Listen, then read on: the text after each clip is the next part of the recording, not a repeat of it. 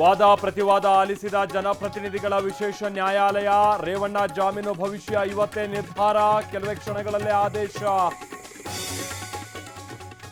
ಜೈಲಲ್ಲಿರುವ ರೇವಣ್ಣಗೆ ಶುರುವಾಯಿತು tension. Court ಆದೇಶದತ್ತ ಮಾಜಿ ಸಚಿವರ ಚಿತ್ತ. ಜಾಮೀನು ಸಿಗೋ ನಿರೀಕ್ಷೆಯಲ್ಲಿ ಕುಟುಂಬಸ್ಥರು. ಸರ್ಕಾರ ಬೀಳಿಸೋ ಕೆಲಸವನ್ನ ನಾವು ಮಾಡಲ್ಲ, ಪರಿಣಾಮಕ್ಕೆ ನಾವು ಹೊಣೆಯಲ್ಲ. ಮಹಾರಾಷ್ಟ್ರ ಸಿಎಂ ಶಿಂದೆ ಹೇಳಿಕೆಗೆ ವಿಜಯೇಂದ್ರ ಸ್ಪಷ್ಟನೆ. ದೇಶದಾದ್ಯಂತ 4ನೇ ಹಂತದ ಮತದಾನ. ಮಧ್ಯಾಹ್ನ 3 ಗಂಟೆವರೆಗೂ 52% ವೋಟಿಂಗ್. ಆಂಧ್ರಪ್ರದೇಶದಲ್ಲಿ ತಾರೆಯರಿಂದ ಹಕ್ಕು ಚಲಾವಣೆ. ವಾರಣಾಸಿಯಲ್ಲಿ ರಂಗೇರಿದ ಲೋಕಸಭಾ ಅಖಾಡ. ಸಂಜೆ ಮೋದಿ ಮೆಗಾ ರೋಡ್ ಶೋ. ಪ್ರಧಾನಿ ಸ್ವಾಗತಕ್ಕೆ ಸಜ್ಜಾಗಿದೆ ವಿಶ್ವನಾಥನ ಊರು.